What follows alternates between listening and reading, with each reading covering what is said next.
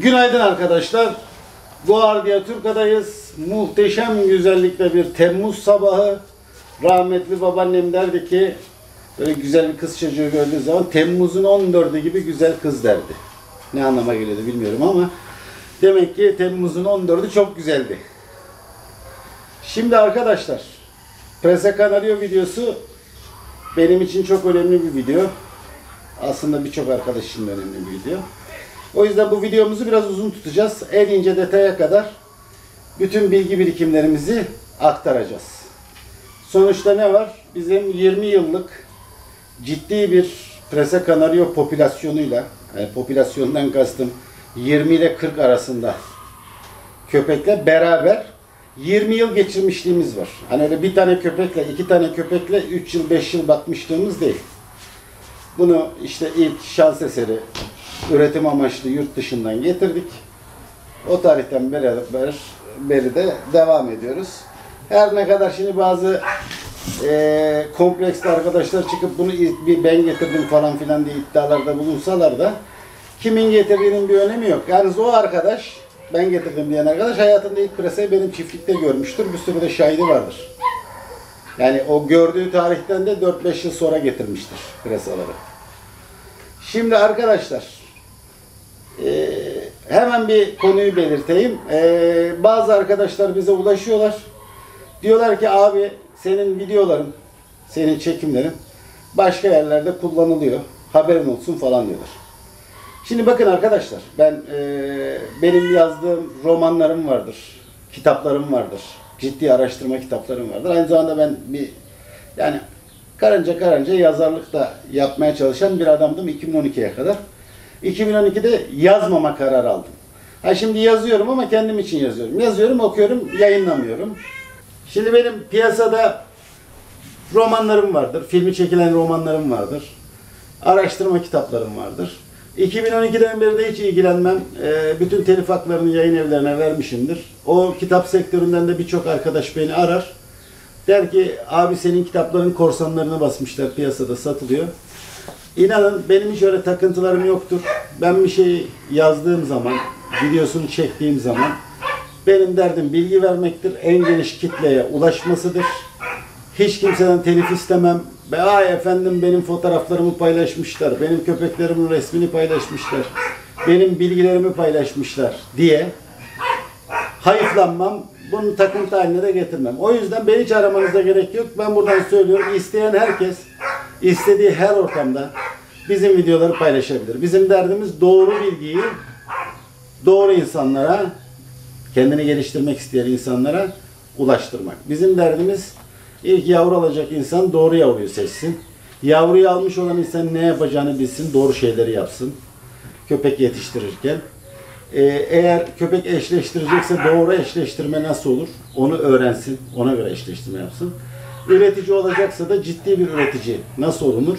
Onu öğrensin. Ciddi bir üretici olsun. Derdimiz bu. Bu konuda biz her tür bilgiyi ücretsiz olarak herkesle paylaşırız.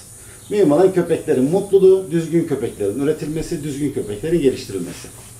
Bu arada bir şey daha söyleyeyim size. Hani hep ben köpek eşleştiriciliği ve köpek üreticiliği diye ayırıyorum ya.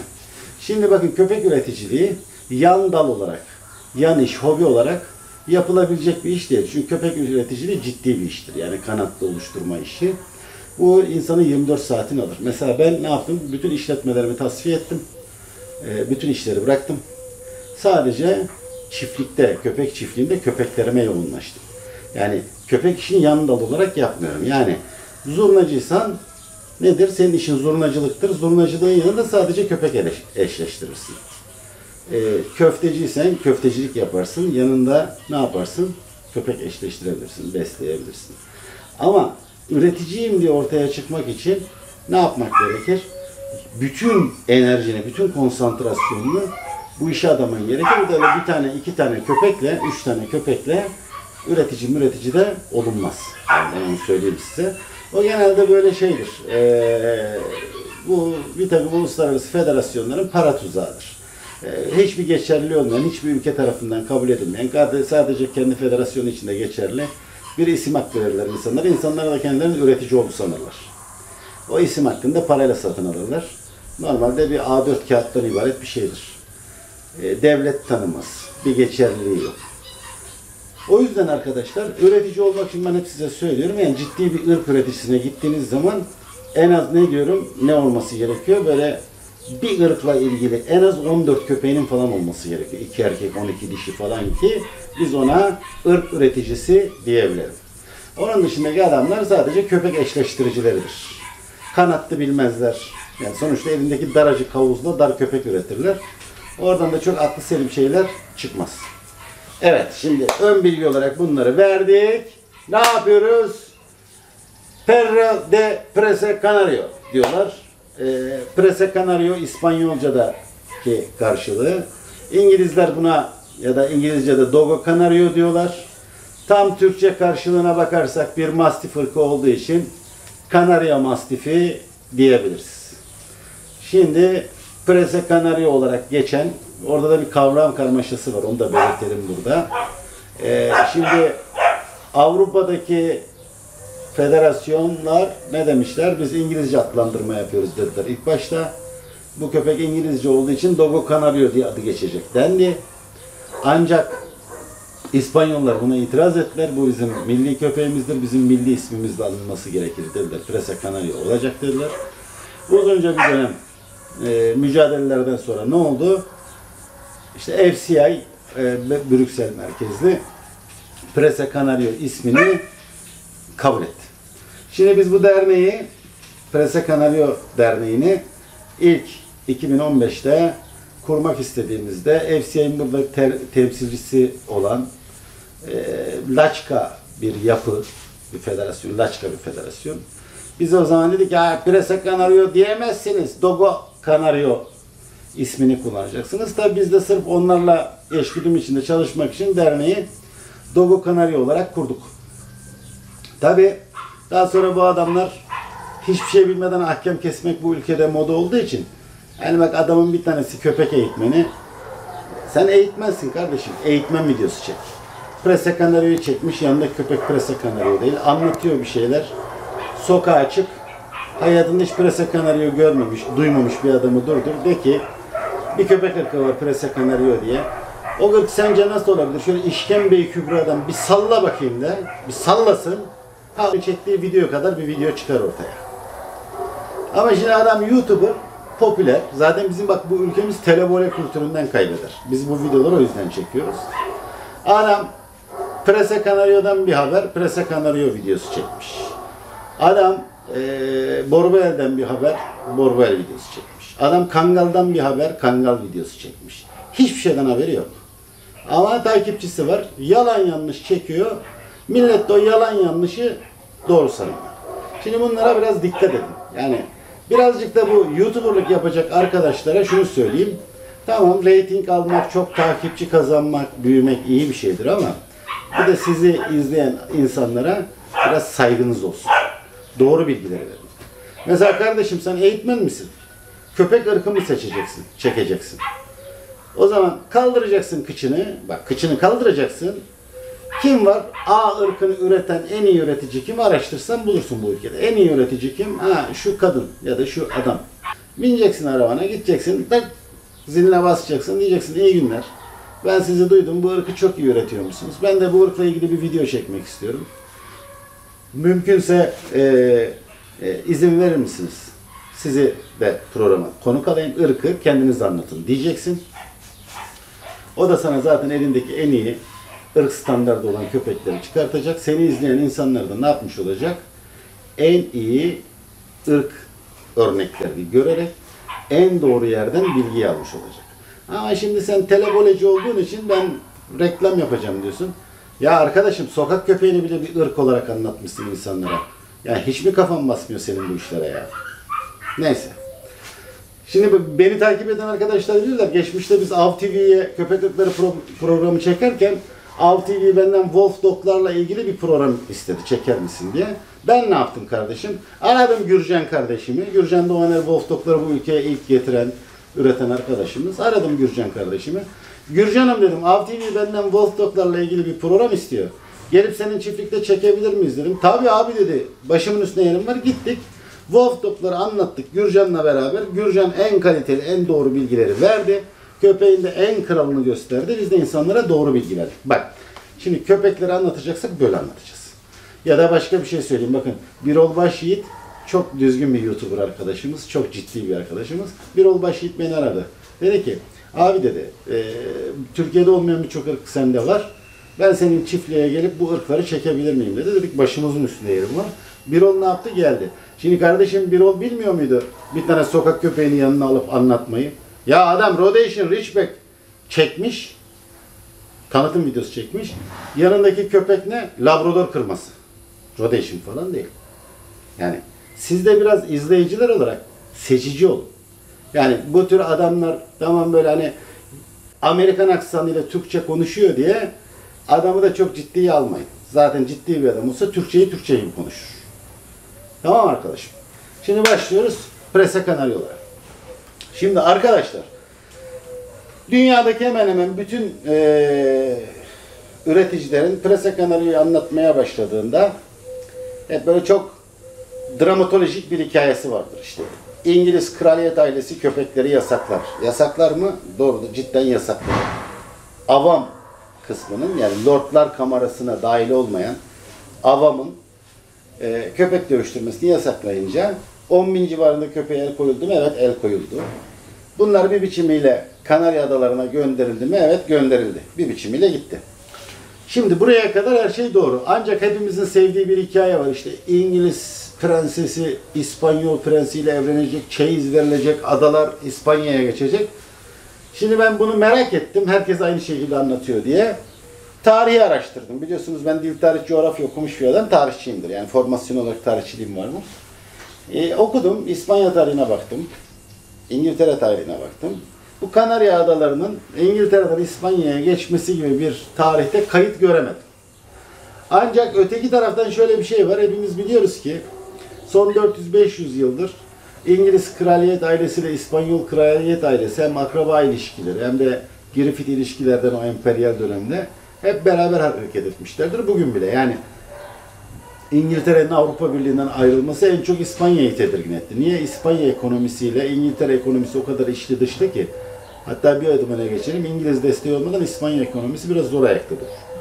Şimdi ilişkileri çok Griffith olduğu için hani böyle hani çeyiz meselesiyle gönderilmemiş olabilir köpekler de ilişkilerden dolayı gönderilmiş olabilir. Şimdi burada Prese Kanaryo'yu diğer ırklardan bence artıya geçiren şey nerede? Doğal seleksiyon. Şimdi oraya koyulan 10.000 tane köpeği düşünün. 100-150 yıl bunlar adada kalıyorlar. İki ada söz konusu. Birisi Tenerife, birisi Gran Canaria. Oraya da geleceğiz. Bunlar adada kalıyorlar. Gran Canaria adası yoğunlukta. Bunlar adada kalıyorlar. Adada 100-150 yıl içinde ne oluyor? Zaten tropikal iklim kuşağı. Hava şartları ağır. Tropikal iklimlerde bakteriyel, viral virüsler daha çabuk gelişebilirler. İşte hele ada koşulları büyük olasılıkla tatarcık sineği şu bu da çoktur. Taşıyıcı hastalık taşıyanlar. Bu köpeklerin güçsüz olanları ne oluyor? Doğal olarak ölüyorlar. Güçlüler eşleşiyorlar. Bu güçlülerin eşleşmesinden dolayı 100-150 yılda doğal seleksiyonla bir köpek ırkı oluşuyor. Bir köpek ırkı oluşuyor. Şimdi bu oluşan köpek ırkının diğer köpeklerden ayrıldığı noktalar nelerdir? Şimdi ilk oradan başlayalım. En temel faktörlerden bir tanesi şu. Bakın Prese Kanaryo sürülerinde, Prese Kanaryo ailelerinde ana erkillik söz konusudur. Diğer köpekler gibi baba erkil değildir. Bu ne demek? Yani sürü lideri erkeklerden çıkmaz. Sürü lideri dişidir arkadaşlar. Sürüyü dişi yönetir. Dominant dişi sürüdeki bütün dişileri ve erkekleri yönetir. Şimdi bu demek ki o 100-150 yıl içinde doğada edindikleri bir tecrübe. 2. Prese Kanaryo'nun acı eşiği çok yüksektir. Kolay kolay canının acıdığını görmezsiniz. Yani biz burada yavrulara mesela iğne yapıyoruz. Diğer büyük ırklarda da mesela bir Cane Corso viyek der, canı yanar. Bir Rottweiler viyek yapar. Dogo Arjantin yapar bunu yıllar içinde. Kangal yapar ama Prese Kanaryo yavrusunun ne iğne yapılırken, ne dikiş atılırken, ne bir operasyonda ırk yaptığını duymazsınız. Çünkü acı eşiği çok yüksektir. Üçüncü artımız nerede? Üçüncü artımız şu. Özellikle tropikal iklim, Akdeniz ikliminde yaşayan viral ve bakteriyel bütün mikroplara karşı müthiş bir bağışıklık sistemi var köpeğin. Yani Prese Canario kolay kolay kanlı ishal diye tabir edilen parvadan, gençlik hastalığından ya da işte bu bağırsaklarla ilgili Giardia var. Giardia'dan ya da koronadan sallandığını, düştüğünü, öldüğünü falan görmezsiniz yani. Eğer köpeğiniz kanlı ishalde ters geliyorsa ve Prese Canario diye aldıysanız mutlaka bir yerinde kırmalık vardır. Safkan Prese Canario'lar sallanır, düşer, 5 gün yatar, kanlı ishalden bahsediyorum. Ama 5. gün sonunda toparlamaya başlar, kalkar. En fazla hasar alırsa genelde Prese Canario'larda parvovirüsü atlatıldığı zaman arka bacaklarda özellikle raşitizme neden olur. Yani arka bacaklarda eğrilmeye neden olur. Bacaklara vuruyor, hasar olarak vuruyor. Ama onun dışında pek öldüğünü de görmedik yani. Kanlı ishalden ölenini görmedik. Bu çok önemli bakın. Yani geniş bir havuzdan, yani ne deniyor? 10.000 köpek deniyor. Şimdi 10.000 köpekten türeyen, doğal seleksiyonla türeyen bir ırktan bahsediyoruz. Şimdi sürü davranış biçimi geliştirdiği için burada birçok soru işareti var. Böyle hani kafası basmayanlar diyorlar ki işte adada vahşi bir ortamda, vahşi koşullarda oluşmuş bir ırk nasıl oluyor da çok iyi bir aile koruma köpeği oluyor diyorlar. Kafaları orada basmıyor. Ben nedenini anlatayım size. Şimdi Prese Canario'lar sürü koruma eğilimindir. Yani içine dahil olduğu, beraber yaşamı paylaştığı aileye kendi sürüsü olarak bakar. Kendi sürüsü olarak tanımladığı herkesi de koruma altına alır. Kendi sürüsünü korur. Bu sürü dışındaki herkesi de düşman ve av olarak görür. Yani detaylandırarak şöyle bir örnek vereyim. Prese Canario'yu yavruyken aldınız, evinize götürdünüz. Bir aile düşünün. İşte 2 çocuk var, anne var, baba var. Bu ailenin bahçede 3-5 tane tavuğu var. 2 tane kedisi var. 1 tane koyunu var. Gibi. Kanaryası var, kuşu var. İşte muhabbet kuşu var. Prese Canario bu büyüdüğü evdeki bütün o canlıları, eve ait olan bütün canlıları kendi sürüsü olarak kabul eder. Buna kedi de dahil. Bakın kedi de dahil, kuş da dahil, koyun da dahil, insanlar da dahil. Ve bunların hepsini koruma altına alır. Şimdi bunlar dışındaki, dışarıdaki canlılar, bak evdeki 2 tane sokak kedisi evde, evin kedisi. Onlar Prese Canario'nun sürüsüne dahil olmuştur. Ama dışarıdan evin bahçesine atlayacak bir kedi için risktir. Şimdi Prese Canario kediye risk midir? Evin kedisine risk değildir ama dışarıdaki kediye risktir eve girerse. Prese Canario sizin bir koyun çiftliğiniz var, sürünüz var. Sürünüz için risk midir? Değildir. Ama yan çiftliğin bir tane koyunu gelip sizin sürüye girmeye kalkarsa onu oradan ayıklar. Çünkü o sürüye ait değildir, onu bilir. O zekası vardır yani. Aynısı kuşlar, tavuklar için de söyleyebiliriz. Yani sizin bahçenizde 20 tane tavuk var. Prese Canario 20 tavuğa bir şey yapmaz. Ama yan komşunun tavuğu uçarak sizin bahçeye girdi. 21. tavuk onu öldürür. Çünkü o bahçeye izinsiz girmiştir. Mantığını anlayabildiniz mi? Sürü mantığı. Kendi sürüsüne bir kader birliği var. O sürü dışındaki herkesi av olarak görüyor ve ne olarak görüyor? Düşman olarak görüyor. O yüzden çok iyi bir aile köpeğidir. Müthiş düşkündür. Çocuğa düşkündür, sahibine düşkündür. Şimdi Prese Canario büyük ırklar içinde çok şiddetli olaylarda dahi böyle 2 köpek birbirine girmiş araya giriyorsunuz. Sahibine dönmeyen tek köpektir. Bakın net söylüyorum. Siz ayırmak için girdiniz. Can havliyle döndü. Sizi tanıyamadı. Siz ayırmak için geldiniz. Can havliyle döndü böyle. Döndü. Sizi gördü anında geriye döner. Ellemez. Yabancı olursa ona da diş atar. Prese Canario bu yüzden müthiş kontrollü bir güçtür. Emniyet sipovu vardır köpeğin. Şimdi ben hep insanlara şunu anlatıyorum. 2019 yapımı Bullet Heat diye bir mermi kafa tam çevirdiğimizde Antonio Banderas'ın da başrolünde oynadığı bir Hollywood filmi var. Şimdi o filmde neyi anlatıyorlar? Bakın o filmi çekmeden önce Hollywood sineması çok akıllıdır. Anladığım kadarıyla çok ciddi Prese Canario popülasyonu olan ve Prese Canario karakter yapısını çok iyi bilen bir Prese Canario üreticisinden ciddi bilimsel destek almışlar. Bilgi desteği almışlar. Şimdi o filmde neyi anlatıyor? Yavru küçük, psikopat bir mafya babasının köpek dövüşçüsünün eline geçiyor. Ve bu köpek hayatı boyunca hiç sevgi görmeden, hiç sevgi gösterilmeden, yapayalnız, hiç sürüsü olmadan, yani sürü psikolojisini hiç kazanamadan, kendi sürüsünü kuramadan hep dövüştürülerek bir hayat geçiriyor. Bahislerde köpeği dövüştürüyorlar. Yavrukenden başlıyorlar. En son ne oluyor? Tabi orada da ayak oyunları var. Bu köpeği parlatıyorlar, çıkartıyorlar, yükseltiyorlar. Bütün dövüşleri kazanıyor. İnsanların bütün bahisleri bu köpeğin üzerine yatırmasını sağlıyorlar. Ve daha sonra bu köpeği baş edemeyeceği 3 köpeğe karşı tek başına koyuyorlar. Herkes bu köpeğin üzerine bahis oynadığı için oradan aradan ötecekler. Ancak köpek kaybediyor. Köpek kaybedince klasik köpek dövüşçüleri gibi adam ne talimat veriyor kendi elemanına? Bu köpeği diyor öldür. Elektrik vererek köpeği öldürecekler. Köpeği öldürmeye götürdüklerinde elektrik verecek olduklarında köpek sıyrılıyor, kurtarıyor ve kendini öldürecek olan adamı öldürüyor. Terk edilmiş bir fabrikada tek başına kalıyor. Yemek yok, hiçbir şey yok. Ne var? Öldürdüğü adam var. Şeyi bekliyor köpek. Yani kurtuluş noktası arıyor. Fabrikadan çıkabilmesi şansı da yok. O sıra banka soyguncusu 3 kişi işte şeye geliyorlar. Fabrikaya geliyorlar. O 3 banka soyguncusuyla köpeğin ilk başta mücadelesi, daha sonra banka soyguncularının ortak bir özelliği var. Üçü de çok ciddi köpek ve hayvansever insanlar. Köpek üzerine piyano devriliyor. Kurtulma şansı yok. Adam ölüm riskini göze alarak o köpeği kurtardığında kendini öldürebileceğini bile bile gidip o köpeği kurtarıyor. Ve o noktada köpek ilk defa hayatı boyunca bir insandan sevgi görmüş oluyor. Bakın, sevgi, şefkat. Düşünebiliyor musunuz? Hayatı boyunca köpek öldürmeye, insan öldürmeye programlanan bir köpek hayatında ilk kez sevgiyle, şefkatle karşılaşıyor. Bu sefer ne yapıyor? O psikopat köpek dövüşçüsü gelip kendi hayatını kurtaran hırsızı öldürmeye kalktığında ne yapıyor? Hırsızı koruyor.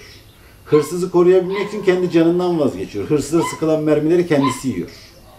Filmin son sahnesine hırsız, hırsızlık yapmaktan bile tövbe ediyor. Kendini terk eden bir sevgilisi var hırsızlık yaptığı için.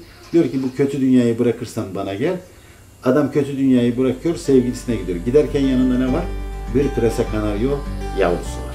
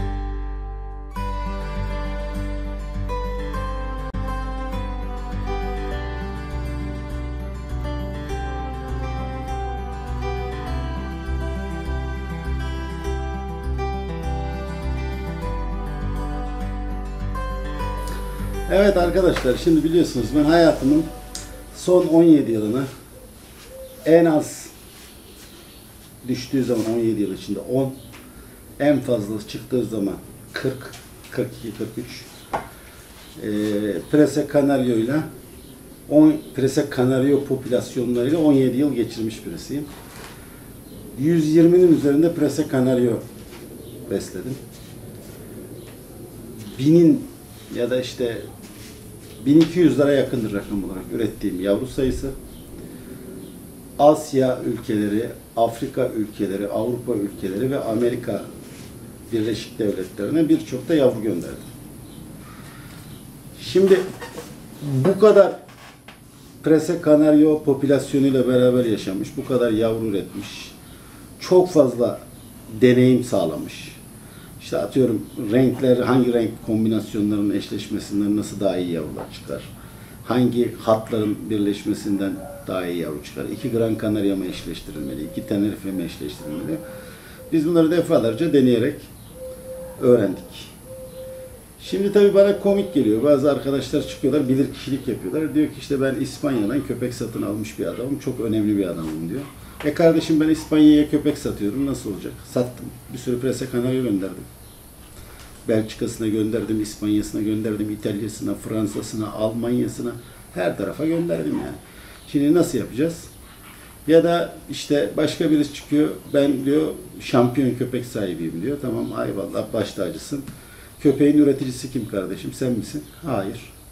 Yani neyi konuşuyorsun ki? Onu anlamadım yani. Şimdi Guardia Turca yavrularından kaç tanesinin bizde ve bizden alan arkadaşlarda farklı farklı federasyonlarda Grand Türkiye şampiyonluğu almış olduğunu araştıran herkes görebilir. Ya da ben size bir köpek ismi vereyim. Şimdi Fransa Guardia Turca de Smyrna. Bu köpek 29 kere Best of Bred çekti. Bakın, Best of Bred. Aldığı caçları, cacıkları falan bırakın. Best of Bred ırkın en iyisidir. 29 kere. Var mı? Var mı öyle bir köpek? Ya da işte Antalya'da Murat Tuna arkadaşımız var. Benden aldığı 2 tane köpeği var. Damızlık olarak aldı. Benden yavruyken aldı. Donna Adonita Guardia Turca de Smyrna. Türkiye Grand Şampiyon olmuş. Kaç kere bob yapmış bir araştırın bakayım. Ya da ondan doğan yavru. Benim yavrulardan doğan yavrular. Yani şimdi bir konuda konuşacaksak neyle konuşacağız? Ben üreticiyim. Bu işin hakkını veren benim diyeceksen adama sorarlar. Kaç yavru ürettin? Kaç tane Türkiye şampiyonu çıktı bu yavruların içinden? Diye sorarlar adama yani. Doğru mu? Neyse. Şimdi arkadaşlar bizim konumuz Prese Kanaryolar. Şimdi Prese Kanaryoları birazcık bu tarafta, yani birazdan şeye de gireceğiz. Hatlara da gireceğiz. Kanatlarına gireceğiz. Kanatlarını da anlatacağız. Onların gelişimlerini anlatacağız. Onu biraz bekletiyorum. Sonlara doğru anlatacağım. Şimdi ırkın karakter özelliklerinden ben size biraz bahsedeyim. Bakın, diğer köpek ırkları, ben 17 ırk üretiyorum biliyorsunuz. Hepsi de Moloez ırkları, büyük ırklar. Diğer köpek ırkları yeri koklayarak hareket eder. Tehlikeleri, sorunları yeri koklayarak çözmeye çalışırlar. Oysa Prese Canario havayı koklar. Bakın, şöyle burnunu kaldırır, havayı koklar. Yani diyelim ki karşıda bir bina var. Sizin burada köpekleriniz var. Bunlar Moloez ırklardan koruma köpekleri olabilir. Bu köpekler binanın iç kısmına, bahçeye girildiği andan itibaren kokuyu alırlar ve tepki koyarlar. Oysa Prese Canario havayı koklar. Binanın arkasındaki riski de algılar. Ancak Prese Canario diğer koruma ırklarının gösterdiği refleksleri göstermez. Mesela havlamaz. Prese Canario riski tespit ettiği an riske yakın bir noktaya giderek kamufle olur. Böyle yere yapışarak saklanır. Kendini saklar. Bunu daha iyi algılayabilmeniz için şöyle anlatayım. Hayvan belgesellerini hepimiz seyrederiz. Aslanlarla ilgili belgeselleri seyredin. O aslanların avına yaklaşmadaki yürüyüş tarzlarına bakın. Nasıl sessiz eğilerek sakin sakin gelirler. Hiç kendini hissettirmeden. Prese Canario'da aynı yürüyüş tarzı vardır. Prese Canario ne zaman harekete geçer? Tehdit olarak algıladığı, düşman gördüğü, bahçeye giren olabilir bu. Kaçamayacak, yani kendinden kaçamayacak mesafeye gelene kadar yaklaşmasına izin verir. Ve o ana kadar hiç kimse bahçede, evde bir Prese Canario olduğunu anlayamaz. Ansızın harekete geçer ve çok seri bir şekilde etkisiz hale getirir. Evin içinde besleyenler için söyleyeyim Prese Canario'yu. 5 yıl boyunca apartmanda, evinizde Prese Canario besliyorsunuzdur. Şayet asansörde ve apartman girişinde, çıkışında karşılaşmadığınız bir komşunuz varsa sizin evinizde köpek olduğunu bilmez. Prese Canario'lar bu kadar sessizdir. Koruma vasıflarından, korumadaki etkinliğinden ve sessizliğinden kaynaklı biliyorsunuz dünyada sessiz ölüm namıyla anılan tek köpektir. Çok sessiz bir köpektir. Yani varlığıyla yokluğu belli değildir. Devam edelim. Bunun dışında böyle hani bilgilendirici olarak Prese Canario ile ilgili. Prese Canario'lar bu arada bizim Facebook sayfasındaki yıllar öncesinin 8-10 yıl önceki paylaşımlara bakarsanız Geçmişte ben hiç çocuğu olmayan bir aileye bir Prese Canario dişi yavru vermiştim. Kendi evlatları gibi büyüttüler. O köpeğin apartmandaki çocuklarla hani böyle kreşlerde oynatırlar ya, sandalye kapmaca oyunu vardır. Müzik devam eder, sandalyeler dizilir. Çocuklar dans ederek çevresinde dönerler. Müziği ansızın kesersiniz. Herkes sandalyelere oturur. Her seferinde kişi sayısına göre bir eksik sandalye koyulur. Oturamayan elenir. Oturamayan elenir. Böyle sandalyeler eksiltilir. Bizde bir Prese Canario'nun çocuklarla nasıl sandalye kapmaca oyunu oynadığını görebilirsiniz. Gidiyor, gerçek şu ki aşkın ömrü var. Savaşmazsa bile çabamla görülüyor, hasını koruyor, kıpırdamıyor, kalbimi kırıyor ve büyüsü bozuluyor. Bir de o ailemiz, köpeği alan ailemizin annesi sakız çiğnemeyi çok severdi. Sürekli sakız çiğnerdi. Tabii köpek de sürekli anneyle gezdiği için bir videoda eklentisinde şey var. Sakız çiğneyen Prese Canario var. Annesini taklit ettiği için sürekli sakız çiğneyen bir köpek düşünün. Bir de balon şişirmeye çalışıyor. Hiç beceremiyor ama uğraşıyor yani şişirmek için.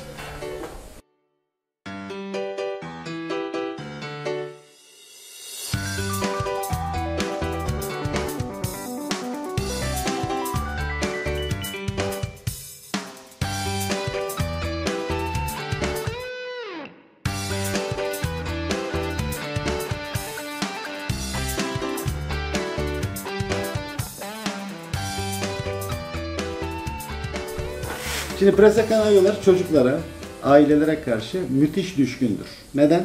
Onu anlattık. Çünkü onları kendi sürüsünün bireyi olarak görür. Kendi yavrusunu nasıl koruyorsa, evin çocuğunu da o şekilde korur. Yani kundaktaki bebeği bile Prese Canario'ya emanet edip evden bırakıp gidebilirsiniz yani hiçbir problem olmaz. Yine devam ediyorum. Diğer köpeklerden Prese Canario'ları ayıran özellikleri anlatıyoruz ya şimdi. Bakın hani doğal seleksiyondan bahsettik. Prese Canario'da iki tane ayrı kanatlı vardır. Tenerife kanatlı ve Gran Canaria kanatlı. Birazdan ben size detaylarını anlatacağım. Başlangıç olarak şunu söyleyeyim. Gran Canaria kanatlından gelen köpeklerde, dişilerde doğumdan sonra yavru seçilimi vardır. Yani anne köpek yavruları tek tek böyle koklayarak ultrason gibi faaliyet gösterir. O yavruların içinde organ yetmezliği, körlük, sağırlık olan yavru varsa şayet doğurduğu gün yapar bunu. Onları tespit eder. O yavruları ayırır ve o yavruları emzirmez. O yavruları öldürür. Öldürdüğü kendi yavrularını da bir alana gider, kazar. Yani bir çukur kazar. Derince bir çukur. Yavrularını oraya koyar, üstünü de gömer, geriye döner. Sağ kalan yavrularını büyümelerine yardımcı olur. Şimdi geçmişte biz vicdani boyuttan, bizim doğumhane sorumlusu Ali abi var, müthiş hayvanseverdir. Ali abi buna engel olmak için çok mücadele etti. Annenin ayırdığı yavruları anne öldürmeden önce hep aldı kaçırdı. Kendi evine götürdü, kendi odasına götürdü. Onlara köpeklerden süt sağdı, emzirdi, büyüttü. Bu yavrular 20-25 günlük olduğunda biz şunları gördük. Ya bir tanesi kördü, ya bir tanesi sağırdı, ya organ yetmezliği vardı, 35. günü çıkartamadı zaten köpek, öldü. Yani sonuçta annenin ayırdığı ve emzirmediği yavrudan hayır gelmiyor. Bunun vicdani boyutu oluştu daha sonra. Ali abi çok uğraştı köpeklerle. Ben ötenazi yapalım dedim, ben birazcık gaddarımdır. Yani kör bir şekilde yaşamasına izin vermeyelim dedim. Prese Canario'larda arkadaşlar, özellikle Gran Canaria kanattında, Gran Canaria'lar için konuşuyorum. Bu çok önemli bir davranış biçimidir. Bakın diğer köpeklerde böyle bir şey yoktur. Sakat olacak köpeğin büyümesine izin vermez anne. Anne engeller bunu. Doğal seleksiyon yapar. Ya da Gran Canaria kanattındaki dişilerde şöyle bir şey var. Şimdi Tenerife kanattında bu yok. Onların neden olmadığını anlatacağım. Şimdi Gran Canaria kanattındaki dişiler Diyelim ki akraba evliliği yapıldı. Siz bu dişiyi erkek kardeşiyle, babasıyla çiftleştirdiniz. Ama dişi Gran Canaria kanatından. 63 gün sonra doğurdu. İnanın doğurduğu an bütün yavruları kendisi öldürür. Bazı arkadaşlar bana ulaşıyorlar. Abi benim Prese Canaryum var, dişi doğurdu, doğurur doğurmaz bütün yavruları öldürdü. İlk sorduğum soru şu. Eşleştiği erkekle akrabalığı var mıydı? Abi ben zaten üretici bana bir çift vermişti. Aynı kardeşlerden bir erkek bir dişi almıştım. Olmaz. Diğer köpeklerde yavrular çıkar. Çoğunlukla sakat çıkar. Ama Prese Canaryon'un Gran Canaria kanattındaki dişiler bu yavruların yaşamasına izin vermez. Tenerife kanattından olanlarsa bu yavruları doğururlar, büyütürler de ancak bu yavrularda %90'ın üzerinde epilepsi vakası görülür. Yani ilk 60 gün boyunca, ilk 60 günlük olana kadar yoğun gelen epilepsi krizleri yavruları öldürebilir. Öldürmezse de hayatı boyunca epilepsiden dolayı çekersiniz. Şimdi Prese Canario ırkı kesinlikle akraba evliliğini kaldıramayan bir ırk. Onu söyleyeyim. Bakın sakın Prese Canario'da sakın akraba eşleşmesi yapmayın. Hatta şöyle soykütük belgelerine bakın. Anne baba, dede nene soylarında bile akrabalık olmasın. Onun üstündeki akrabalıklar o kadar etkili değildir. Ama anne baba ve dede nene soylarındaki akrabalıklara dikkat edin. Onlara girmeyin. Prese Canario'nun bakın tekrar söylüyorum diğer ırklardan ayıran özelliklerinden bir tanesi. Devam ediyorum. Prese Canario'yu diğer ırklardan ayıran 17 ırk arasındaki gözlemlerden bahsediyorum. Buna çiftlikte hepsini gözleyebiliyorsunuz. Mesela bizim çiftliğe gelin, kapalı padok alanına girin. Kane korsaların oradan geçerken kıyamet kopar. Alman çobanların oradan geçerken kıyamet kopar. Rottweiler'larda kıyamet kopar. Böyle dönersiniz geriye. Napolitan mastiflerde kıyamet kopar. Fransız mastiflerde kıyamet kopar. Bull mastiflerde kıyamet kopar. Gelirsiniz bir İngiliz mastifler bir de Prese Canario'larda var bu özellik. İngiliz mastif reyonundan geçerken yani bölümünden geçerken ya da Prese Canario bölümünden geçerken çıt ses yoktur. Siz geçersiniz kesinlikle bir vaka yoktur. Havlamazlar. Yani burada çok iyi. Ben bazen yapıyorum. Arkadaşlar geliyorlar. Abi hani gürültü var mı yok mu? Gelin diyorum içeriye girelim. Bir giriyoruz zaman kıyamet kopuyor ama. Preselerin oraya döndüğümüzde ne oluyor? Kesinlikle şey olmuyor. Ses çıkmıyor. Artı Prese Canario'lar nasıl sürü mantığıyla hareket eder? Şimdi size birazcık da ondan örnek vereyim. Öyle evinde bir tane iki tane presa besleyenler bunları bilmezler bakın yani. Bunu ancak popülasyonla yaşayanlar bilirler. O yüzden diyoruz. Yani bir ırkı anlatacaksan popülasyonunu biliyor olman lazım. Şimdi mesela bizim buraya arada personel geliyor. Biz personeli hemen uyarırız. Bak kardeşim, biz köpeklere şiddete karşıyız. O yüzden sakın ha sakın bizim köpeklerimize şiddet göstermeye kalkma. Yani biz kameraları döşedik, seni görürüz ama velev ki biz seni göremedik. Hani diğer ırklar için bir şey diyemiyoruz ama Prese Canario hesap sorar. Bak Prese Canario hesap sorar. Şimdi sen gidersin, mesela 40 tane padok var. 40 padokta 40 tane Prese Canario var. Sen en cılız, en güçsüz olanla en arkada bakıcı olarak bir şiddet gösterebilirsin. O da sana bir şey yapmayabilir. Ama şöyle bir risk var. Diğer ırklarda bu yoktur, onu da söyleyeyim. Şöyle bir risk var. Şimdi o bakıcı o köpeğe şiddeti gösterdi ve kafesten çıktı. Başka bir Prese Canario'nun kafesine girecek. İşte o an o sürünün lideri olan dişi köpeklere talimatı verir. O bakıcı hangi kafese girerse girsin o kafesteki Prese Canario o bakıcıya saldırır. Bakın çok net. Bu diğer ırklarda yok. Gelin ben size göstereyim burada yani. Bakın diğer ırkların böyle bir davranış biçimi yok. Bu Prese Canario'da var.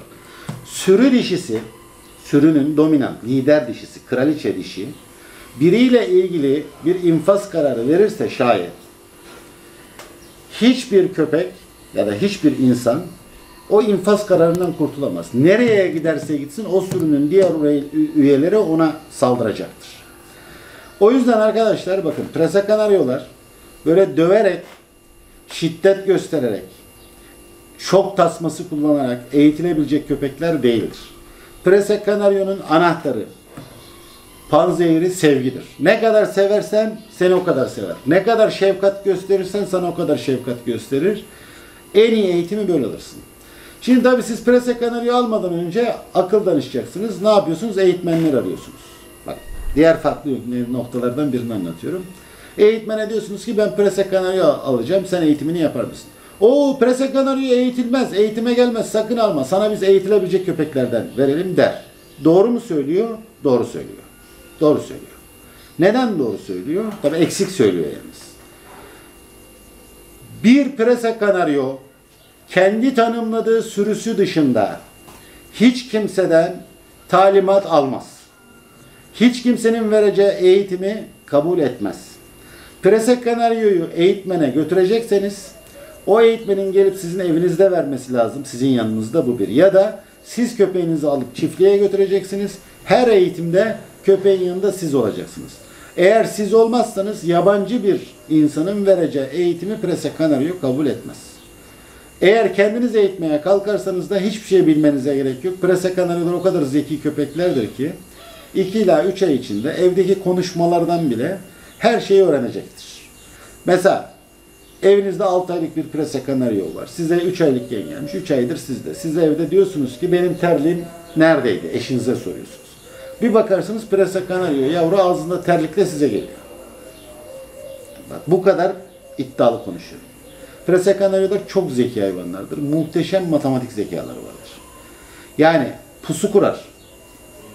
Size örnek olarak anlatayım. Bizim de hani cahiliye dönemlerimiz vardı. 2004 yılında benim ilk Prese Canaryo'nun Paşa ismindedir. Ben o zaman da birazcık da gençliğin etkisiyle Paşa'yı çok sert yetiştirdim. Çok yanlış yetiştirdim. Çok severek yetiştirdim. Şiddet uygulamadım ama Paşa'nın dışarıya karşı şiddetli olmasını her zaman teşvik ettim. Saldır oğlum, parçala oğlum. Böyle bildim. Paşa'nın son geldiği noktayı söyleyeyim. Yani o yılları bilen presacıları vardır benim çiftliğe gelip gidenler. İlk kez prese görüp hani daha sonra presacı olmuşlar var ya, onlara da sorsanız söylerler. Paşa şöyle yapardı. Mamayı dökerdik biz. Paşa ağzına mamayı doldururdu, çiftlikten kaçardı. Köyün merkezine kadar giderdi. Bir tane, iki tane, bir tane, iki tane tüküre tüküre çiftliğe kadar gelirdi. Çiftliğin girişinde pusuya yatardı. Derdi şuydu, bir köpek o mamaları yiyerek çiftliğe kadar gelsin, ben de onu öldüreyim. Derdi buydu. Çünkü Paşa katildi. O sıralar benim başıma bir iş geldi. Bu Ergenekon davaları döneminde. Ben cezaevine girdim. Şimdi o zaman benim kızım kaç yaşında? 5 ila 6 yaşlarında. 6 yaşındaydı tabii. Hanımla kız çiftlikte yalnız kalıyorlar. Bakın Paşa kapının eşiğinde yatıyor. Bak o kadar vahşi köpek. Kapının eşiğinde yatıyor. Benim hanımla kızım uyurlarken dahi göz temasını kaybetmiyor.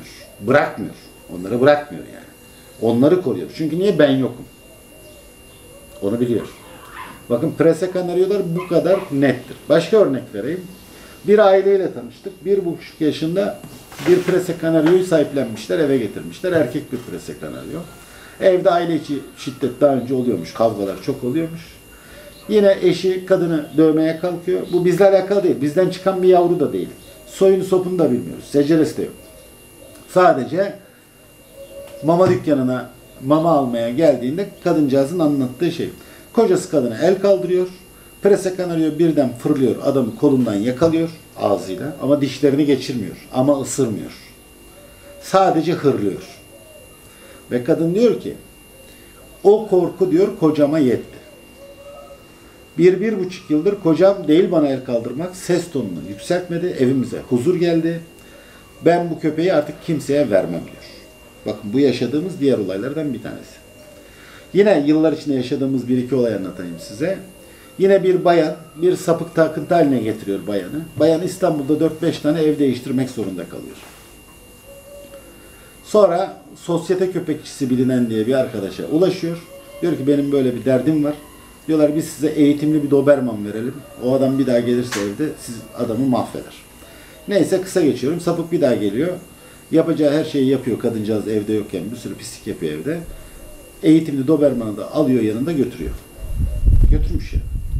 Sonra araştırırken işte Türk Jockey Kulübü üzerinden bizden çok Prese Canaryo olan var. Türk Jockey Kulübü'nde. Bize ulaşıyor. Bize geldiğinde de direkt yani büyük bir prese kanaryo istedi, erkek istedi. Biz de kendisine yani yavru versek kurtarmayacak. O büyüme süresi var. Sapık devam ediyor. Bir 15 gün uyum süreci geçirmek kaydıyla 6 yaşında bir erkek prese kanaryomuzu verdik. O sapık bir daha geldi ve gidemedi. Bakın net söyleyeyim. Geldi ve gidemedi. Prese kanaryo böyle bir köpek. İşte bu yüzden hep ne diyoruz? Uysal yavru alın, uysal yetiştirin. Köpeğinize kesinlikle saldır, tut gibi komutlar öğretmeyin. Onun yerine dur, sakin, bırak. Yani prese kanaryo zaten içgüdüsel olarak sizi koruyan bir köpek. Ve güçlü de bir köpek. Şimdi prese kanaryoyu yine diğer ırklardan ayıran başka bir noktaya gelelim. Diğer ırklardan demeyelim. Yani mesela şimdi bu bahsedeceğim davranış biçimi Dogo Arjantin'de de var, Rottweiler'da da var, birçok ırkta var. Şimdi prese kanaryoda geri adım yoktur arkadaşlar. Geriye gitmez yani hiçbir zaman. Mesela kurt sürüsü geldi. Kangallar çıktılar. Kurt sürüsü daha kalabalık. Baş edemeyeceklerini anladılar. Kangal kaçar. Ya da işte bizde 2004'te köpek dövüşleri yasaklandı. 2004'ten önce köpek boğuşları olurdu. İki köpek boğuşurken ne oluyordu? Kangal kaybedeceğini hissedince kaçar. Prese kanaryoda böyle bir gelenek yok. Prese kanaryo ölür ama kaçmaz. Geri çekilmez. Öyle bir huyu yoktur yani. Sonuna kadar gider. Şimdi prese kanaryo alacaklar için hani şunu soruyorlar. Abi parka, bahçeye çıktık. Benim köpeğim başka köpeklere saldırır mı? Prese kanaryo eğer yoldan çıkartılmamışsa, hani kötü köpek yoktur, kötü sahip vardır diyoruz ya. Kötü bir sahibin eline düşmediyse ve sevecen bizim dediğimiz gibi yetiştirilmişse kesinlikle prese kanaryo saldıran olmaz. Hiçbir zaman saldıran değildir. Bakın. İstatistik olarak da bunu inceleyebilirsiniz. Prese kanaryo hiçbir zaman saldıran değildir. Hep savunandır. Savunduğu zaman da kazanan prese kanaryodur. Şimdi bakın bu ayrı. Buraya iyi değerlendirin bakın. Şimdi herkes sonundan bakıyor işe. Olay yaşanmış, bitmiş. Prese kanaryo var. Ayakta sapasağlam. Diğer ırk ne olursa olsun bitmiş. Şimdi çok baş. Hayır değil. Başa dön. Filmi başa sar. Saldıran kim? Saldıran kim? Savunan kim? Ona bak. Prese kanaryonun savunması sert olur. Onu söyleyeyim. Çok sert savunur. Kesinlikle geri vites atmaz. Hele hele prese kanaryolarda sahibinin çocuğuna, onun koruduğu sürünün içindeki herhangi bir canlıya, sahibinin kedisine, sahibinin kuşuna bile sataşamazsınız yani. Tepkisi çok sert olur. Bunu da koyduk kenara, bunu da anlattık. Geliyorum prese kanaryonun evdeki haline. Şimdi açık söyleyeyim. Büyük ırkların ya da küçük ırkların %100'ünde de diyebilirim buna. Yemek yerlerken yanına çoluğunuzu çocuğunuzu sokamazsınız. Kendiniz bile tedirgin olursunuz. Ağzından bir köpeğin kemiği almak çok zordur. 3 yaşında çocuk kemik yiyen prese kanaryonun ağzının içine elini sokar, o kemiği alır. Net söyleyeyim. Hiçbir şey yapmaz. Presa'da öyle bir şey yoktur yani. Yapmaz. Ama o ağzından kemiği alan çocuğa yan komşu elle tacizde bulunsa o yan komşunun en iyi ihtimali bak. En iyisi, en azını söylüyorum, kolunu kopartır. Şimdi prese kanaryo bu. Bunu iyice bir öğrenin. Peki prese kanaryo sahibine hasar verir mi? Yanlışlıkla evde ufak çocuk var. Prese kanaryonun gözüne çatal soktu. İnanın o çocuğu ısırmaz. Çocuğa tepki vermez. Bak prese kanaryo böyle bir köpektir. Huyunu anlatıyorum size. Hani niye insanlar prese kanaryoya aşık oluyorlar? Niye bir kere prese kanaryo alan prese kanaryo aşktır demeye başlıyor? Ya da prese kanaryo sahipleri niye benim köpeğim var demiyorlar da benim prese kanaryom var diyorlar. İşte bu ayrıcalıklar yüzünden. Prese kanaryo çok duygusal bir köpektir. Sizin duygularınızı hisseder. Siz üzgünseniz sizle beraber ağlar. Neşeliyseniz sizle beraber güler. Mesela kimi zaman eve gelirsiniz, böyle psikolojiniz köpeğinizle oynamaya uygun değildir. O gün çok kötü bir gün geçirmişsinizdir. Ya da bir cenazeniz vardır. Birçok köpek ırkı bunu algılayamaz. Siz eve girersiniz, hoplar, zıplar, üstünüze çıkmaya çalışır, sizle oyun oynamaya çalışır ama sizin de oyun modunuz yoktur. O gün psikolojiniz çok kötüdür. İşte Presa Canario'da bunu yaşamazsınız. Eve girdiğinizde modunuz düşükse, psikolojiniz bozuksa Presa Canario bunu algılar. Sizle hoplayıp zıplayıp oynamak yerine sakin, yumuşak bir şekilde sizi teselli edeceğim diye uğraşır. Bu da önemli farklılıklardan bir tanesi. Onun dışında her zaman söylediğim bir şey var. Presa Canario'ların sezgileri çok yüksektir. Şimdi evinize gelip giden birileri var. Presa Canario hiç kimseye tepki vermiyor. Ama özellikle bir kişinin ya da bir ailenin kesinlikle size gelmesini istemiyor. Eve girmelerini istemiyor. Sizin eşyalarınıza dokunmalarını istemiyor. Tepki veriyor. O insanlara güvenmeyin. Çünkü o insanlar sizle ilgili art niyet taşıyorlardır ve Presa Canario bunu sezmiştir. Bakın diğer ırklarda bu yok. Presa Canario'da var. Presa Canario bunu o insanların vücut salgı kokularından, düşüncelerinden, düşünce modlarındaki davranış biçimlerinden Presa Canario bunu algılar. Ya da espri olarak söylüyorum, tüccar arkadaşlar için hep söylerim. Bir tane Presa Canario al, dükkanına koy. İlk kez iş yapacağın, vadeli mal alacak insanları Presa Canario ile yüz yüze getir. Presa Canario eğer bunlara hırlıyorsa, istemiyorsa içeriye girmelerini, o adam sana vereceği evrakları ödemeyecektir. Vereceğin mal batacaktır. Presa Canario'yu bu noktada da kullanabilirsiniz. Onun dışında iş köpeği olarak Presa Canario'yu anlatayım biraz size.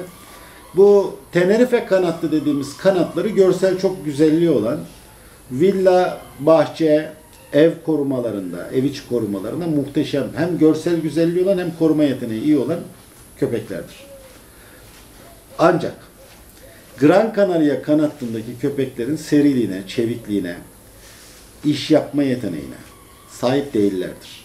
Gran Canaria kanatlı köpekler özellikle kapalı alan hayvancılığında, yani böyle bizim Doğu Anadolu, İç Anadolu'daki gibi hani hayvanlar böyle 20 kilometre, 30 kilometre otlamaya götürülüyor ya, o tür işler için uygun değillerdir ama mesela kapalı alanda yapılan koyun çiftlikleri, keçi çiftlikleri, büyükbaş hayvan çiftlikleri, yani adam işte 20 dönüm, 50 dönüm arazi içine bir hayvan çiftliği kurmuş.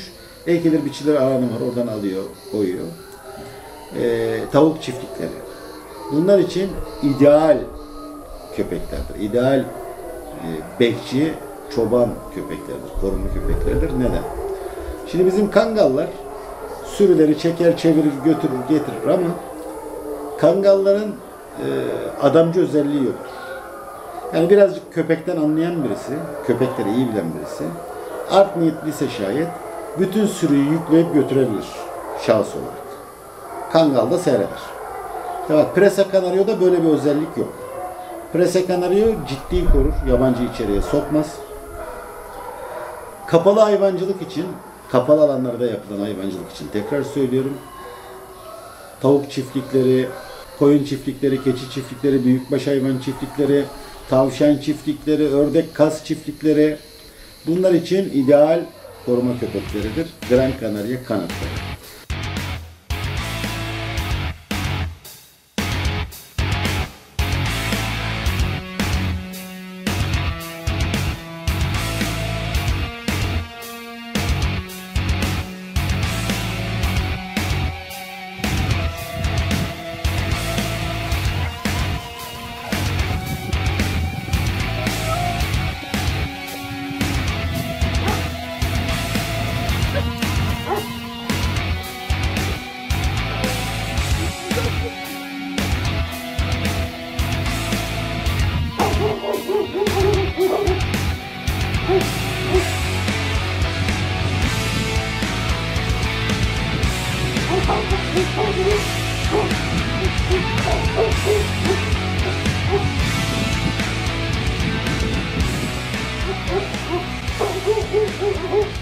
Yine Gran Canaria kanatlarını yani en iyi aile koruma köpeği, en iyi arazi koruma köpeği, en iyi şahıs koruma köpeği olarak da kullanabilirsiniz. Dediğim gibi şu an çiftliklerde çoban yeteneği çok yüksek köpeklerdir.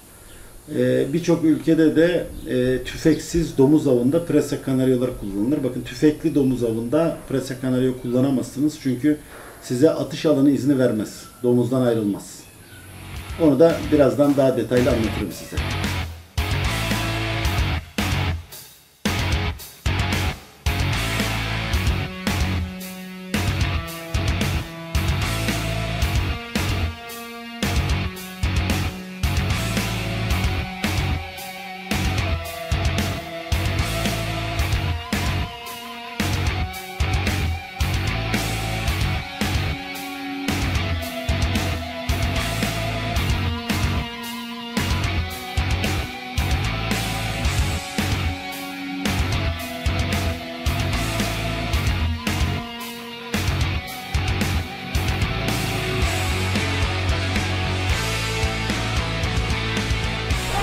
Şimdi Tenerife kanattı ile başlıyoruz. Tenerife kanattı arkadaşlar erkekleri 65-70 kilo, dişileri 55-60 kilo olur. Biraz iridirler. Kafaları daha büyük, enlemesine daha geniş. Şu göğüs açıklığını görebiliyor musunuz bilmiyorum şuradan. Bacaklar Gran Canaria'ya göre daha kısa ve küt olur. Kafanın büyüklüğü bu şekilde. 1 Ocak 2015'te biliyorsunuz kulak kesimleri yasaklandı. Kulak kesimi pek uyguladığımız bir şey değil ama görsellik açısından, estetik açıdan insanlar çok tercih ettiği için bizden yavru alanlardan kulak kesimi yapanlar çok fazla var. Bizde de kulak kesik yavrular var, köpeklerimiz var mı? Var. 1 Ocak 2015'ten önce doğanlar da var. Tabi bazen de mesela benim hanım estetik kaygı çok taşır Presa Kanaryo ile ilgili. Kulak kesmediğimiz zaman Presa Kanaryo'ymuş gibi gelmiyor bana diyor. Israrla o kendi köpeklerimizde estetik kulak operasyonu ister. Çünkü kulakları kesmediğiniz zaman bakın Presa Kanaryolar için söylüyorum. Şimdi bakın kulakta yara var görüyor musunuz? Kulağı çok salladığında kılcal damarlar patlayabiliyor. Patladığı zaman da kulaklarda yaralar oluşuyor. Bu kulak patlamalarından dolayı yani salladığında kılcal damarların patlamasından dolayı kulak kesimi geçmişte uygulanmış. Yani o yani böyle çok tecrübesiz, bilinçsiz bakıldığında şey gibi görünebiliyor. Hani kulak kesiyorlar, kuyruk kesiyorlar diyorlar ya bazen ihtiyaçtan doğabiliyor. Mesela bizim Barbar kuyruğunu çok vuran bir köpeğimiz. Bakın kuyruğu da kesiktir. Çünkü niye? Kuyruğunu duvara o kadar çok vurdu ki yara yaptı. Bir türlü iyileştiremedik. Yapılan dikişleri ısırdı. Kangrene dönüştü. Kuyruğu kesmek zorunda kaldık. Bazen çözüm üretemeyebiliyorsunuz. Şimdi Presa Kanaryolarda biliyorsunuz arka kalça öne göre birazcık daha yüksek olur. Şöyle bir ivme çeker. Arka basışlar önemli. Bilekler önemli. Burun yapısını iyi incelemeniz gerekiyor. Bu ters V harfi vardır burunda. Yani şöyle yakından görün işte çok anlatmaya da gerek yok. Barbar'ı gördüğünüzde Tenerife kanattığını anlarsınız. Oğlum şöyle bir gel bir yüzünü göster ya. Aferin. Bizim Barbar kellecidir. Kelle yemeyi çok sever. Bunun ciddi köpeklerimizden biridir yani. Artık yaşlandı. Diğerlerini de göstereceğiz size. Şimdi Tenerife kanattığını anlatayım ben size. Tenerife kanattı biliyorsunuz Tenerife ile Gran Canaria'nın arasındaki farklılık şöyle oluşmaya başlıyor arkadaşlar. Tenerife uluslararası gemi ticaret güzergahıdır. Yani Tenerife'deki insanlar gelir düzeyi daha yüksek, ticaretle uğraşan, malikanelerde yaşayan insanlar. Gran Canaria'dakiler birazcık daha hani hayvancılıkla uğraşan, köylülükle uğraşan insanlardır. İşte tabii Tenerife'dekiler daha çok görsellik kaygısı gütmeye başladıkları için köpekler malikanelerde bekçilik falan yapıyor. Ne yapıyorlar? Köpeklerin zaman içinde özellikle Bull Mastiff ve İngiliz Mastiff'lerle çok fazla eşliyorlar. Zaten Presa Kanaryo'nun temel iki renginin kökeni Brindle ve Fawn dediğimiz yani halk arasında işte kırçıllı ya da çapar diye tabir edilen Brindle renk ve Fawn dediğimiz bu renk ve bunun türevleri kızıla kadar uzanan İngiliz Mastiff ve Bull Mastiff'ten aktarma renklerdir. Yani gen hattı oradan gelir. Tenerife köpekler zaman içinde, Tenerife Presa Kanaryoları zaman içinde böyle daha kalınlaşmışlardır, kütleşmişlerdir. Görsellik daha öne çıkmıştır. Daha kalın köpeklerdir. Ailelerde ve malikanelerde koruma niyetiyle daha çok kullanılır. Şöyle de aferin. Şöyle gül yüzünü görsünler, gül cemalini görsünler. Görselliğin daha önde olduğu köpeklerdir. Özellikle 1956'lardan sonra bu FCI yarışmalarında, yani FCI'de beni rahatsız eden bir şey var, onu söyleyeyim. FCI bütün dünyadaki bütün köpek ırklarını tek bir skalada, tek bir karaktere doğru itiyor. Yani artık şöyle düşünün, koruma köpekleri koruma vasıflarını yitiriyorlar. Fino köpekleri kendi vasıflarını yitiriyorlar. Standart hep böyle kucak köpeği haline dönüşmeye başladı bütün köpekler. İstenen de o zaten. Halbuki ben buna karşıyım. Yani köpeklerin iç vasıflarının dağılmaması lazım. Tenerife Kanatlı'nın kilogramını söyledik. Yükseklik olarak daha küttür şeye göre, Gran Canaria Kanatlı'na göre, ama ağırlık olarak daha ağırdır, daha enlidir. Bu Tenerife Kanatlı. Genelde showline denilen yarışmalarda öne çıkan hat budur. Birazdan workline olan Gran Canaria Kanatlı'nı anlatacağım. Arada farklı örnekler de göstereceğim size. Her ırka dair, yani her kanatlına dair farklılıklar da göstereceğim. Burada Tenerife Kanatlı kafa yapısı, burun yapısı, tam anlamıyla göğüs yapısı görmeniz için çıkarttım. Bu bizim Don Basilio Guardia Turca de Semirna. Biz ona kendi aramızda Barbar diyoruz. Barbar 68 kiloluk bir köpek.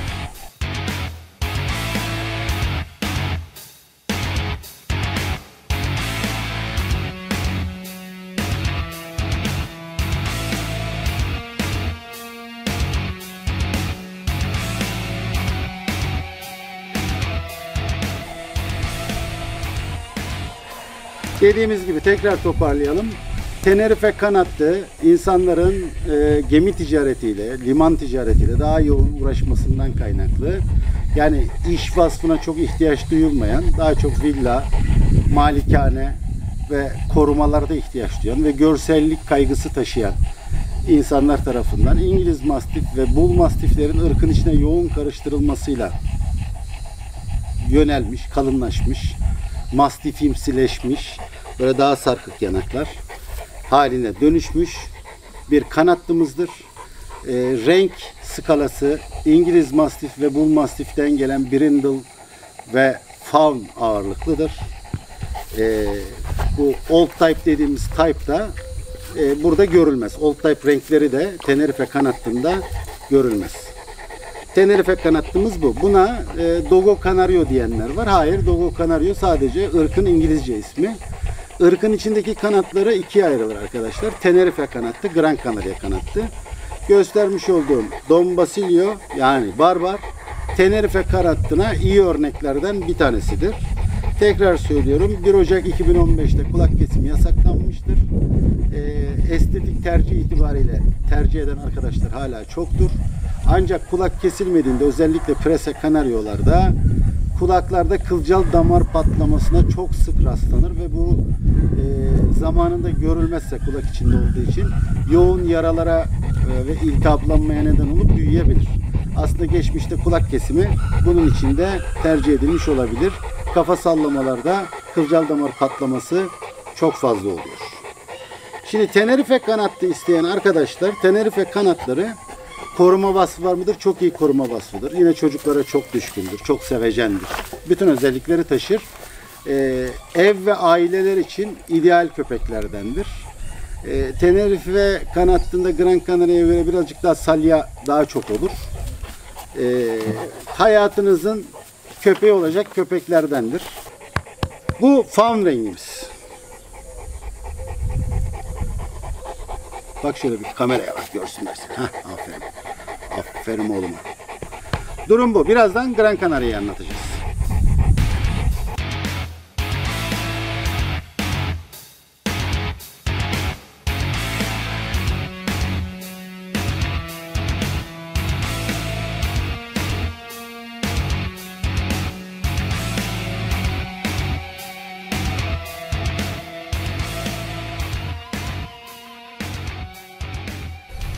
Evet arkadaşlar, şimdi de yanımda Gran Canaria kanatlına iyi örneklerden bir tanesi var.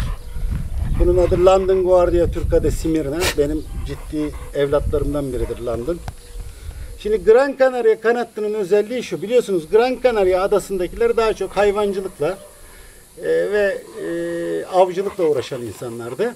Tabi ister istemez kendi köpeklerini daha çok hayvancılık ve av üzerine kullandılar. Yani workline, iş köpeği vasfı öne çıktı. Old type dediğimiz ilk oluşumundan gelen o beyazlı karışımlar, siyah renk hepsi Tenerife kanattında vardır. Yani siyah yavruyu şeyden üretemezsiniz arkadaşlar. Tenerife kanattından üretemezsiniz. Bu işin sahtekarlığını da oradan çözersiniz. Genelde kane korsalarla kırma yapıyorlar. Eğer köpekler kalın, küt ve siyahsa nedir? Prese Canario'nun siyahı değildir. O kane korsa kırmalığı vardır. Prese Canario'nun Gran Canaria kanatında daha çok böyle tazı havası vardır. Daha atletik, daha zayıf. Erkekleri 55-60 kilo, dişileri 45-50 kilo arasında olur. Yani bakın diğer hatta göre çene sarkıklığı daha az bir salya var. Salyası da az. Kas yapısı çok düzgün, tazıları andırıyor. Çok seri hareket eden bir köpektir. Muhteşem bir iş köpeğidir. Sürü korumasında, sürü güdümünde çok iyidir. Eğitime çok yatkındır. Çok ciddi saldırı eğitimine kadar hepsini verebilirsiniz. Yattığı yerden havada uçan kırlangıcı yakalar dediğimiz kanattı Gran Canaria kanattıdır. Bu Gran Canaria kanatlarında 1936'ya kadar İspanya'da köpek dövüşleri devam ettiği için arkadaşlar içine zaman içinde hani Danoa'dan Cane Corsa'ya kadar birçok köpekte karıştırılmıştır ki daha iyi dövüşen, daha sert köpekler üretilebilmesi için. Zaten o zekası, gücü, çevikliği falan o sayede vardır. Siyah rengin yoğunlaşmasının nedeni de budur. Yani siyah renk yavru almak isteyen arkadaşlar Tenerife kanatından yola çıkarlarsa alamazlar. Niye? İngiliz ve Bull Mastiff geni çok fazla orada. Renk skalasını onlar belirliyor. Ancak Gran Canaria'ya döndüğünüz zaman siyaha daha rahat ulaşırsınız. Çünkü içinde Danoa'dan Cane Corsa'ya kadar karışımlar da var zamanında ırk otururken. Oturmuş renk haritası oradan geliyor zaten. Beyaz renk de vardır yine Gran Canaria'nın Old Type'ında. Old Type dediğimiz işte adı üstünde eski tip. Yani 1900'lerden önce Gran Canaria'sında olanlar. O 1900'lerden önce Gran Canaria adasında olanlara bakarsanız vücudun 1/3'üne kadar beyaz olanlar, tek renk siyah olanlar. Birçok farklı varyasyona ulaşabilirsiniz.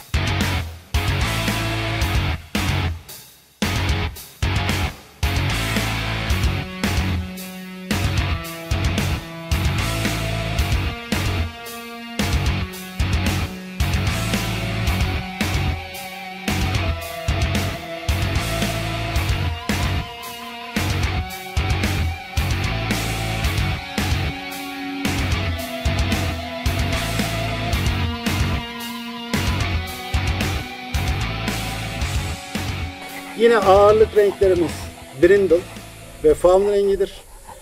Gran Canaria kanattında. İçinde işte 1/3'e kadar beyaz taşıyabilir. Tek renk siyah yavrular çıkabilir. Ayaklarda beyaz akma, göğüste beyaz akma olabilir. Vücudun ön kısmında bulunmak kaydıyla 1/3'e kadar Old Type için konuşuyorum. Bakın Gran Canaria kanatlı için değil. Old Type'ında vücudun 1/3'e kadar beyaz kabul edilir. Burada biraz tarihçeden bahsedecek olursak 1837'ye kadar devam eden kendi doğal seleksiyonundan sonra 1837 ırk tespit edilmiş. Gran Canaria'nın özelliklerine baktığımızda Gran Canaria arkadaşlar tam bir workline köpeğimizdir. Çok iyi koruma köpeğidir. İdeal eğitim alır. Özellikle kapalı hayvancılık yapılan kapalı alan hayvancılığı yapılan alanlarda muhteşem çoban köpeğidir. Domuz avlar içinde eğitilebilir ancak domuz avında tüfek kullanamazsınız. 3-4 Prese Canario gider kendisi domuzu avlar. Kurtlara karşı geri duruşları yoktur zaten hiçbir zaman. Bölgenizde kurt barındırmazlar. Çakal, sırtlan hepsini yok ederler ya da uzaklaştırırlar bir biçimde. Sürü korumada idealdir. Çok güçlü köpeklerdir. Sert köpeklerdir ve çok çeviklikleriyle tanınırlar. Yine aileye sadakati çok fazladır o sürü koruma yeteneğinden. Evlerde, iş yerlerinde, alanlarda, birey korumalarında tavsiye edeceğim ırktır yani. Bir de ben presacıyım ya kendi evimde.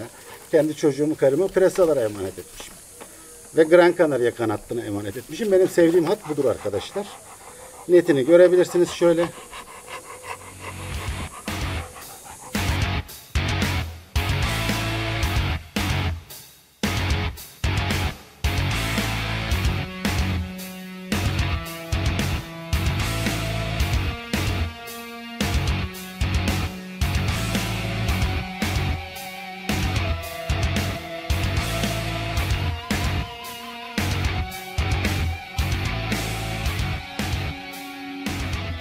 Arkadaşlar bildiğiniz gibi bu Presa Canario'nun merkezi, kayıtlı olduğu federasyon Real Sociedad Canina de España'dır.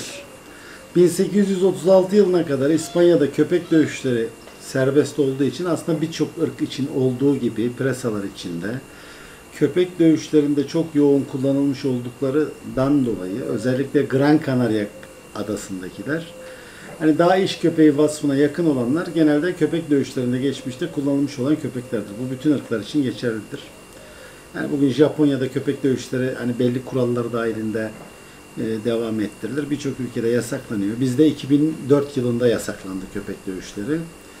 Zaten bugün kangalcılara baktığınız zaman kangalcılar da hep şey diyorlar yani biz köpeklerimizi boğuşturamıyoruz. Hangisi hangisi değil. Nereden bileceğiz? Köpekler bozuluyor falan diyorlar.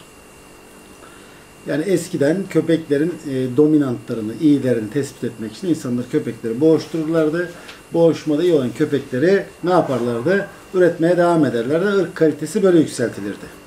Şimdi Gran Canaria adasındaki köpekler, Gran Canaria'dakiler daha çok iş vasıflı köpeklerdir. Niye? Hayvancılıkta kullanılırlardı, sürü gütmede kullanılırlardı, korumada kullanılırlardı ve aynı zamanda Gran Canaria'da çok ciddi köpek dövüşleri yapılırdı.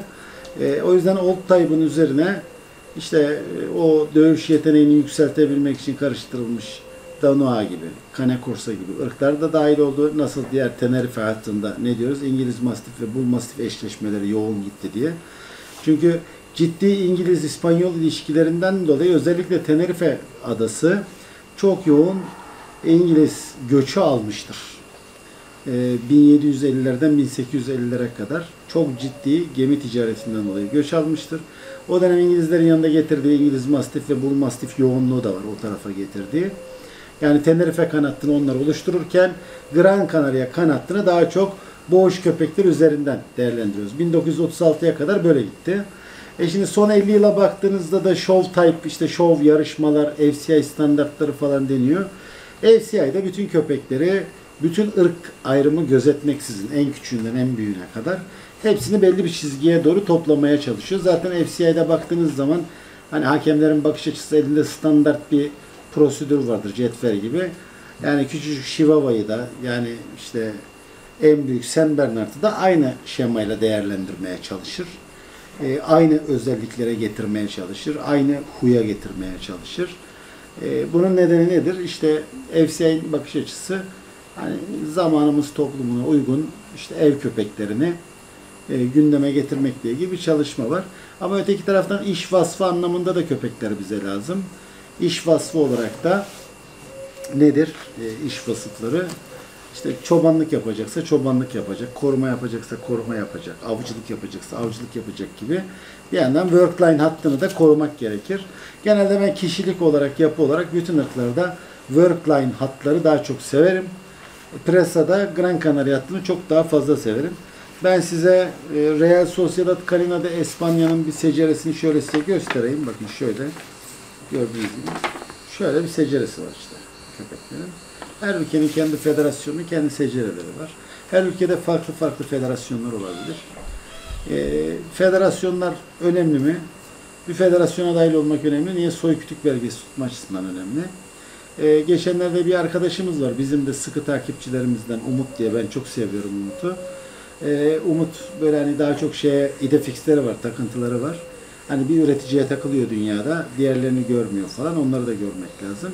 Ama Umut'un paylaştığı çok güzel bir cümle vardı. Yabancı bir üreticiden almış cümleyi, İngilizce olarak onu paylaşmış. İki köpekten kanatlı oluşmaz diye. Yani o yüzden yani iki köpekle üretici falan olunmaz arkadaşım yani. Köpek eşleştirirsin, yavru alırsın. Yani üretici olmak için ciddi bu işte uğraşmak lazım. Tekrar söylüyorum arkadaşlar, üreticilik çok ciddi saatler, günler isteyen bir iştir. Başka bir işin yanında yan dal olarak yapılabilecek bir şey değil. Hele Presa Canario gibi, Mastif ırkları gibi ırklara hakkını vererek üretici yapacaksanız bu yan dallı olmaz. Ne yapacaksınız? Bütün enerjinizi, gücünüzü bu işe verip profesyonelleşmeniz gerekiyor. Ekmeğinizi de bu işten çıkartmanız gerekiyor. Genelde hayatta başarılı olmuş insanlara mesela ben size tiyatrodan örnek vereyim. Mesela bir Ferhan Şensoy efsanesi vardır bu ülkede. Zirvedir. Büyük ustadır yani. Ne yapmıştır Ferhan Şensoy? Bütün malını mülkünü tiyatroya yatırmıştır. Çünkü tiyatro onun ekmeğidir. Devam ediyorum. Aynısı Nejat Uygur Tiyatrosu, bakın çok önemlidir. Tiyatrodan örnek veriyoruz. O da varını yoğunu her şeyini tiyatrosuna yatırmıştır. Dönem dönem onların yani aslında Dümbüllü'nün kavuğunu takip ederseniz tiyatroculuğun adabını da görürsünüz. Bu bizim ahi ocaklarında da Osmanlı'dan, Anadolu Selçuklu'dan bir ahi ocağı çalışması da budur. Yani bizde buna postiş, kovuk falan da denebilir. Postiş sahibi olacaksın. Çıraklığını yapmadığın işin ustası olamazsın.